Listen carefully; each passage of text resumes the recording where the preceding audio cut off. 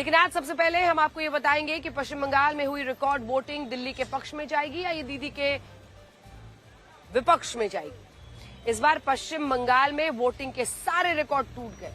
अब से कुछ देर पहले जो आंकड़े अपडेट हुए हैं उनमें पश्चिम बंगाल में पहले चरण की 152 सीटों पर 91.4% मतदान हुआ है। ये भी अंतिम आंकड़े नहीं है और अनुमान ये लगाया जा रहा है कि पहले चरण की फाइनल वोटिंग 92 से 93% तक जा सकती है। अगर ऐसा होता है तो ये पिछले चुनाव में पहले चरण की वोटिंग से 10% ज्यादा होगा।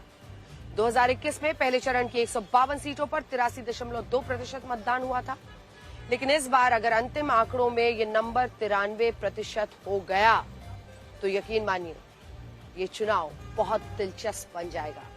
पिछले 45 विधानसभा चुनाव में जहां भी मतदान प्रतिशत पिछली बार से कम रहा या पिछली बार जितना ही मतदान हुआ वहां ज्यादातर राज्यों में मौजूदा सरकार को फायदा मिला, जबकि जहां ज्यादा वोटिंग हुई कई जगहों पर सरकारें बदल गई। जैसे मध्य प्रदेश में मतदान प्रतिशत 75 से 76% हुआ, वहां बीजेपी की सरकार बरकरार रही।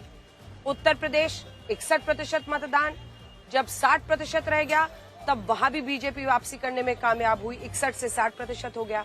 गोवा में जब 4% मतदान कम हुआ तब वहां बीजेपी की सरकार ने वापसी की। हालांकि इसमें कुछ अपवाद भी रहे, चाहे छत्तीसगढ़ हो, राजस्थान, तेलंगाना, पंजाब, ऐसे अनेकों राज्य में जिसमें या तो 1-2% कम मतदान होने पर भी सरकारें बदल गई या 1-2% ज्यादा मतदान होने पर भी सरकारें बदल गई। तो दोनों ही तरफ हुआ।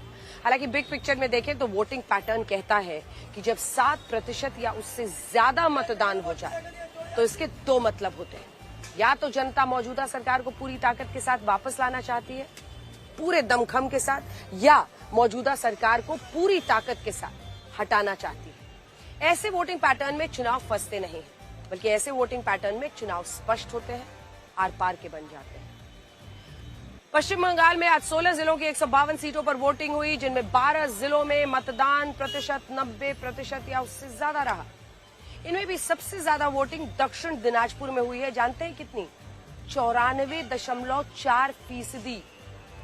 सोचिए, 94.4% लोगों ने वोट डाले। यानी आप ऐसे समझिए कि दक्षिण दिनाजपुर में हर 100 में लगभग 95 वोटर्स मतदान केंद्रों पर अपना वोट डालने आए। दक्षिण दिनाजपुर कुल 6 विधानसभा सीटें आती हैं। वहां मुसलमानों की आबादी लगभग 25% है और हिंदुओं की लगभग 73.5%। यानी जिन सीटों पर हिंदू वोटर्स निर्णायक हैं उस जिले में आज सबसे ज्यादा मतदान हुआ है। दक्षिण दिनाजपुर के पास कूचबिहार में, जहां पर कूचबिहार जिले में 94% वोटिंग हुई, बीरभूम में 93.2%, जलपाईगुड़ी जहां पर 92.7% और मुर्शिदाबाद जिले में भी लगभग इतना ही 92.7% वोटिंग। मुर्शिदाबाद में पश्चिम बंगाल की 22 विधानसभा सीटें आती हैं और इस जिले में हिंदू अल्पसंख्यक हैं। यहां मुसलमानों की आबादी लगभग 65% से ज्यादा है, जबकि हिंदुओं की आबादी सिर्फ 33% है। और अब तक मुख्यमंत्री ममता बनर्जी की टीएमसी इस जिले में सबसे मजबूत थी। लेकिन अब हुमायूं कबीर उनके लिए चुनौती बन गए हैं। हुमायूं कबीर वही नेता हैं जो मुर्शिदाबाद में बाबरी मस्जिद बनवा रहे हैं और उन्होंने अपनी अलग पार्टी से चुनाव लड़ा है। अगर हुमायूं कबीर मुस्लिम वोटों का विभाजन करते हैं तो यहां मुर्शिदाबाद की कम से कम 13 सीटों पर समीकरण बदल जाएंगे। हुमायूं कबीर और टीएमसी की लड़ाई में बीजेपी को यहां फायदा हो सकता है। अब हुमायूं कबीर कैसे मुर्शिदाबाद में असर डाल सकते हैं, उसके लिए आप इन आंकड़ों को देखिए। हुमायूं कबीर 2 सीटों से लड़ रहे हैं। एक है रेजी नगर सीट, जहां वो चुनाव लड़ रहे हैं, जहां 2021 में 85.5% मतदान हुआ था, लेकिन इस बार 91.2%, यानी लगभग 6% इंक्रीज वोटिंग में। हुमायूं कबीर जिस दूसरी सीट से चुनाव लड़ रहे हैं उसका नाम है नौदा। इस सीट पर पिछली बार 86.2% वोटिंग हुई, लेकिन इस बार 93% मतदान हो चुका है। अब मुर्शिदाबाद में सारा ख्याला इसी बात पर टिका है कि हुमायूं कबीर ममता बनर्जी के मुस्लिम वोट बैंक में कितनी सेंध लगाते हैं और इसका बीजेपी को भी कितना फायदा मिलता है। आज के मतदान की एक और खास बात यह है कि जिन सीटों पर सबसे ज्यादा वोटिंग हुई उनमें ज्यादातर सीटें मुस्लिम बहुल हैं, जैसे मुर्शिदाबाद।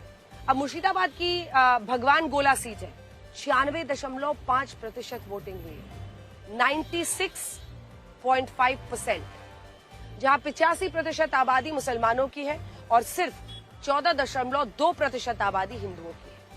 इसके बाद रघुनाथगंज, जहां पर 96.3% मतदान हुआ, और ये सीट भी मुर्शिदाबाद में आती है, जहां 80% वोटर्स मुस्लिम है। मुर्शिदाबाद की ही लालगोला सीट पर 96% मतदान हुआ, और यहां भी हिंदू अल्पसंख्यक है। मुसलमानों की आबादी 80% से ज्यादा है। फरक्का सीट, जहां पर 95.7%, लगभग 96%, सोचिए, मतदान हुआ है, जहां मुस्लिम आबादी 67% है, हिंदू आबादी 32% है। जबकि जंगीपुर सीट, जहां पर लगभग 95 यानी कि 94.8%, 94.8% मतदान हुआ, जहां 62% मुस्लिम आबादी है, 37% हिंदू आबादी। ये पूरा पैटर्न क्या कह रहा है? जिन सीटों पर हिंदू बहुसंख्यक है, उन सीटों पर भी बम्पर वोटिंग हुई है, लेकिन मुस्लिम सीटों के मुकाबले हिंदू बहुल सीटों में औसतन 2 से 3% वोटिंग कम हुई है, और इसी में आज की वोटिंग का पूरा नतीजा छिपा है। यहाँ एक सवाल यह भी है कि क्या इस बम्पर वोटिंग से बीजेपी का चांस बढ़ गया है? ऐसा हम इसलिए कह रहे हैं क्योंकि बीजेपी अब तक ये आरोप लगाती थी कि टीएमसी के डर से बहुत सारे लोग चुनाव में भयमुक्त होकर, यानी बिना डरे वोट नहीं डालते थे। लेकिन इस बार जिस तरह से केंद्रीय सुरक्षा बलों के 2,40,000 जवानों की तैनाती हुई, ज्यादातर सीटों पर वोटिंग शांत रही। सवाल ये पूछा जा रहा है कि क्या आज बड़ी संख्या में जो लोग वोट डालने के लिए निकले, उन्होंने भयमुक्त वोटिंग की? और अगर ये भयमुक्त वोटिंग है, तो क्या बीजेपी को इसका फायदा मिलने वाला है?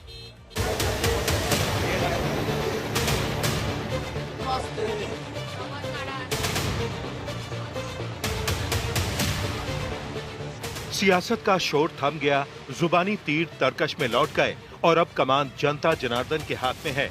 पश्चिम बंगाल के रण में पहले चरण का आगाज किसी सुनामी से कम नहीं रहा। 152 सीटों पर लोकतंत्र का ऐसा हुजूम उमड़ा कि पिछले कई रिकॉर्ड मलबे में तब्दील हो गए। सूरज की पहली किरण के साथ ही बूथों के बाहर लगी मीलों लंबी कतारें गवाह बनी कि इस बार बंगाल कुछ बड़ा करने के मूड में है। ये महज आंकड़ों की बाजीगरी नहीं, बल्कि बंगाल की उस डरावनी छवि को सीधी चुनौती है, जहां चुनाव का मतलब हिंसा, बारूद और बवाल माना जाता था। आज 2.5 लाख के करीब सुरक्षा बलों के साए में बंगाल का वोटर बेखौफ दिखा। गलियों में दहशत की जगह लोकतंत्र के उत्सव ने ले ली है।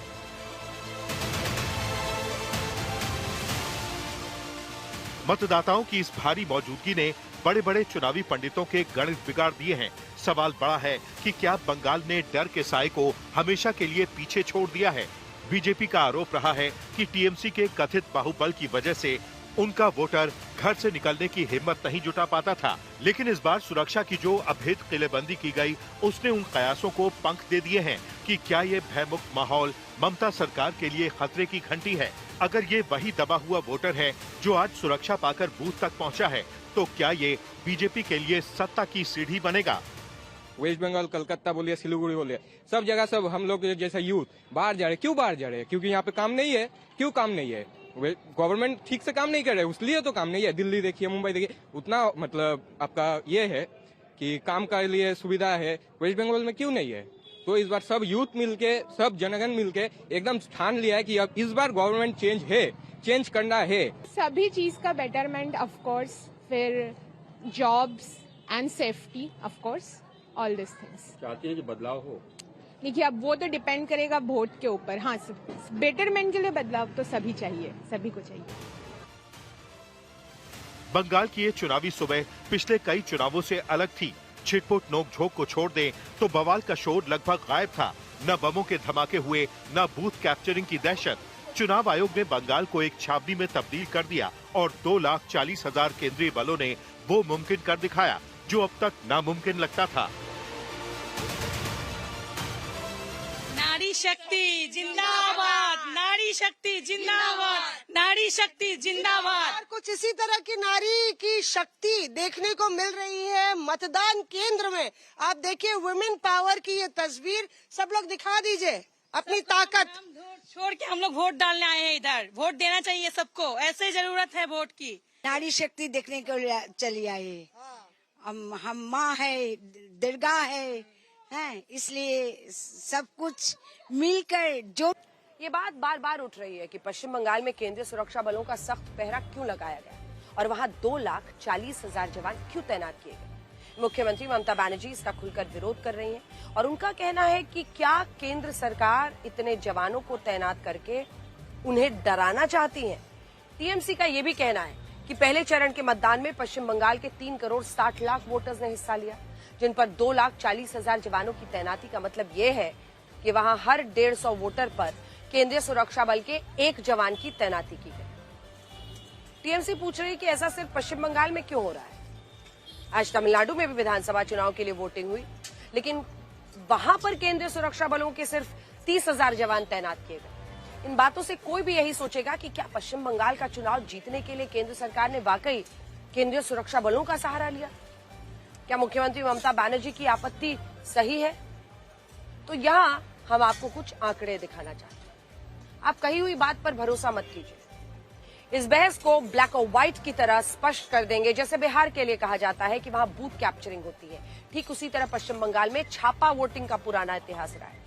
छापा वोटिंग का मतलब होता है मतदान केंद्र को बंधक बनाना, वहां अपने गुंडों से बड़ी संख्या में फर्जी वोटिंग करवाना। ये कल्चर पश्चिम बंगाल में आजादी के बाद से ही दिखने लगा था। इसके कारण पश्चिम बंगाल की चुनावी राजनीति काफी रक्त रंजित रही। 2006 में जब सीपीएम की सरकार थी तब विधानसभा चुनाव में 5 से 6 लोगों की मौतें हुई। इसके बाद साल 2008 के पंचायत चुनाव में नंदीग्राम और सिंगूर बुरी तरह जले और इस बार 45 लोग इस चुनावी हिंसा में मारे गए। साल 2009 में जब लोकसभा का चुनाव हुआ तब हिंसा के सारे रिकॉर्ड टूट गए और इस बार चुनावी हिंसा में 150 से ज्यादा लोगों ने अपनी जानें गंवाई। तब जानते हैं उस वक्त ममता बनर्जी ने ही इस चुनावी हिंसा का सबसे ज्यादा विरोध किया था और पश्चिम बंगाल में केंद्रीय सुरक्षा बलों की भारी तैनाती की बाकायदा मांग की थी। हालांकि साल 2021 में जब विधानसभा के चुनाव हुए और टीएमसी इन चुनाव में पहली बार जीती, तब भी 17 से ज्यादा मौतें हुई और कई जगहों पर महिलाओं के साथ यौन हिंसा की शिकायतें सामने आई। इसके बाद ममता बनर्जी के ही कार्यकाल में जब 2013 के पंचायत चुनाव हुए तब इनमें 20 से 30 मौतें हुई, सैकड़ों हिंसा की घटनाएं सामने आई। फिर 2014 लोकसभा चुनाव, 16 मौतें हुई। 2016 का विधानसभा चुनाव, 12 मौतें। साल 2018 पंचायत चुनाव में तो बंगाल की राजनीति का वो रक्त चरित्र देखा जिसमें 75 लोगों को मौत के घाट उतार दिया। अगर सिर्फ पिछले विधानसभा चुनाव की बात करें तो 2021 में हिंसा की 1300 से ज्यादा घटनाएं हुई थी। 17 से ज्यादा लोग मारे गए थे। पिछले चुनाव में कुल 7,000 मामलों में छेड़छाड़, उत्पीड़न के आरोप लगे थे, जबकि 2024 के आखिरी लोकसभा चुनाव में भी 100 से ज्यादा हिंसक घटनाएं हुई, जिनमें ईवीएम में तोड़फोड़ के साथ 10 लोगों को अपनी जान गंवानी पड़ी। अब सोचिए, जो पश्चिम बंगाल हर बार चुनावी हिंसा में बुरी तरह जलता था, अगर वहां हिंसा को रोकने के लिए केंद्रीय सुरक्षा बलों के 2,40,000 जवान तैनात किए गए हैं, उसमें गलत क्या हुआ है? ये तो अच्छी बात है। अच्छी बात है ना कि इससे निष्पक्ष चुनाव हो रहा है। वहां पर वो सुरक्षा बल तैनात है। कई जगहों पर आज हिंसा की कोशिशें कम नहीं हुई हैं, जिसे मुर्शिदाबाद जहां पर टीएमसी और हुमायूं कबीर आगे आमने सामने हो गए, लेकिन वहां पर भारी तादाद में सुरक्षा बल तैनात। उन्होंने स्थिति को संभाल लिया। हिंसा पर काफी हद तक अंकुश लग गया। मुख्यमंत्री ममता बनर्जी इस तैनाती का विरोध करते हुए ये कह रही हैं कि वो बीजेपी से नहीं डरती और पश्चिम बंगाल की जनता बता देगी कि असली ताकत किसके पास है। लेकिन हमारा सवाल यहाँ ये है कि क्या चुनाव में हिंसा होने देना ठीक हो सकता है? अगर हम लोकतंत्र को बचाने की बात करते हैं तो वो लोकतंत्र हिंसा होने से कैसे बच सकता है? मतलब चुनाव हो, कोई कल्पना कर सकता है कि चुनाव हो और उसमें लोगों की मौतें हो जाए? क्यों? असली लोकतंत्र तो वो है जहां लोग बिना डरे वोट डालने मतदान केंद्रों पर पहुंचे, उनकी सुरक्षा के लिए हमारे जवान सड़कों पर तैनात रहे। अभी वही हो रहा है, लेकिन इस पर भी पॉलिटिक्स, राजनीति हो रही है और इस राजनीति की सबसे बड़ी वजह है ये तस्वीरें। वोटिंग से कुछ घंटे पहले मुर्शिदाबाद के नौदा इलाके में देसी बॉम्ब से हमला हुआ था और इस हमले में कुछ लोग घायल हुए।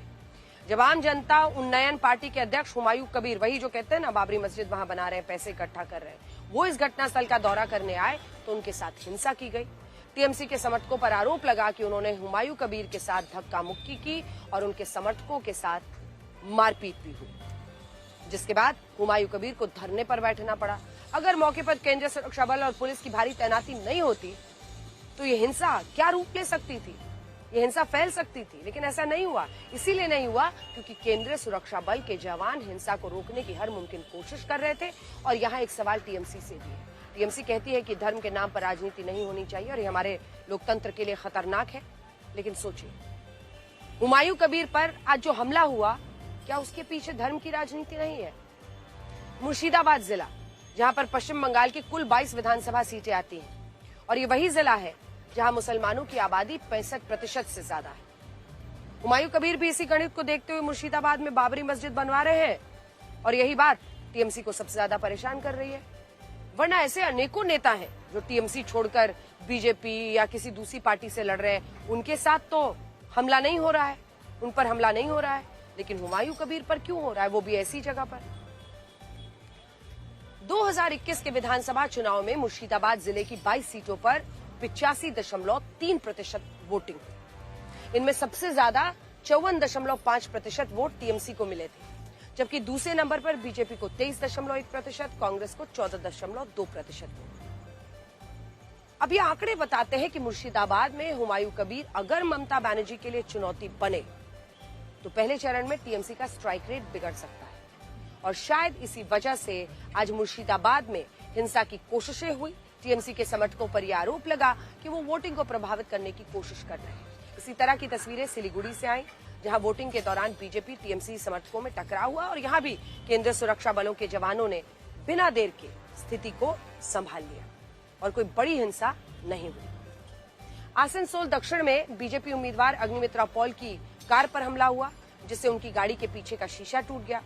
जबकि दक्षिण मिदनापुर में कुमारगंज सीट से बीजेपी उम्मीदवार शुभेंदु सरकार पर हमला हुआ, जिसके बाद चुनाव आयोग ने सभी आरोपियों की तुरंत गिरफ्तारी के आदेश दिए और यहां भी हिंसा को बढ़ने नहीं दिया।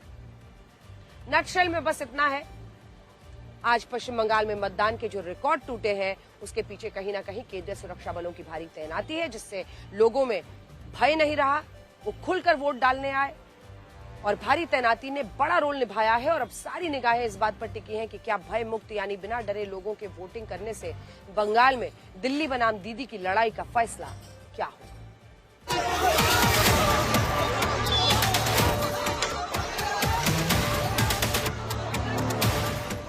बंगाल में भारी सुरक्षा बलों की तैनाती के बाद भी माहौल बिगाड़ने की कोशिश हुई। चुनावी रंजिश ने एक बार फिर वोटिंग को हिंसक बनाने की कोशिश की। मुर्शिदाबाद से लेकर सिलीगुड़ी तक चुनाव में हिंसा की तस्वीरें सामने आई।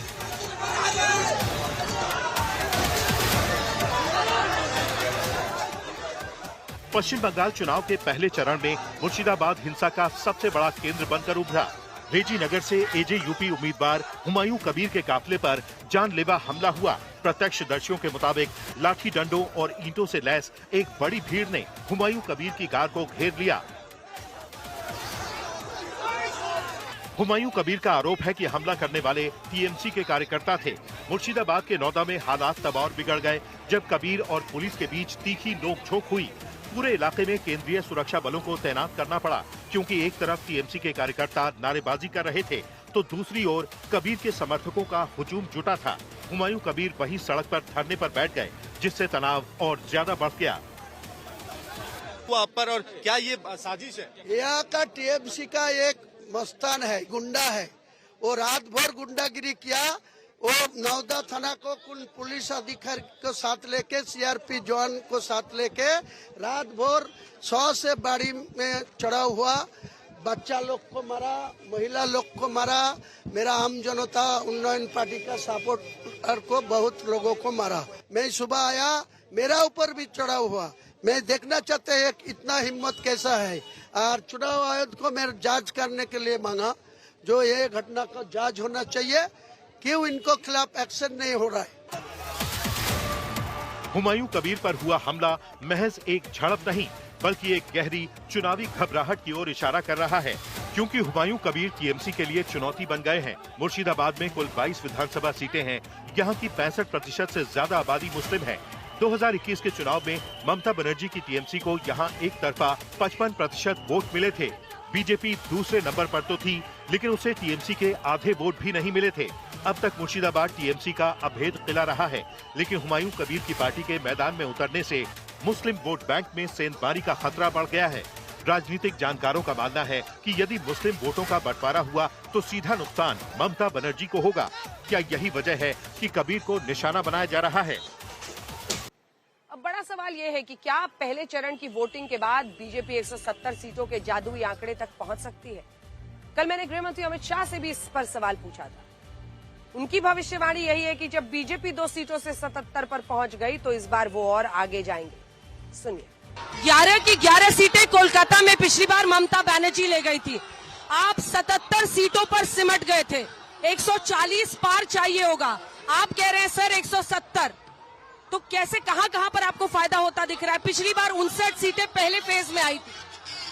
देखिए, देखने का एक नजरिया होता है।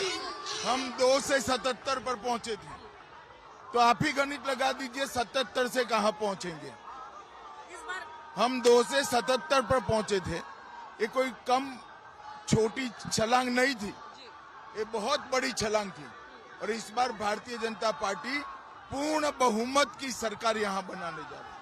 पिछले चुनाव में बीजेपी को 77 सीटों पर जीत मिली थी, जबकि टीएमसी को 215 सीटों पर।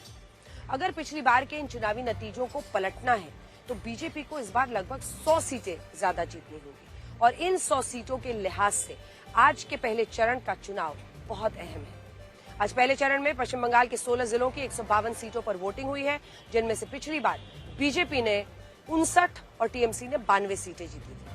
अगर बीजेपी बड़ा उलटफेर कर लेती है और इस बार उसे 92 सीटें मिलती हैं, टीएमसी 59 पर रह जाती है, तो बीजेपी 170 सीटों के आंकड़े तक पहुंच सकती है। ऐसा होने पर उसे पहले चरण में कम से कम 92 सीटें, दूसरे चरण की 141 सीटों में से 78 सीटें जीतनी होंगी और इन दोनों को मिलकर 170 सीटों का आंकड़ा बनेगा। हालांकि ये बीजेपी के लिए आसान नहीं होगा।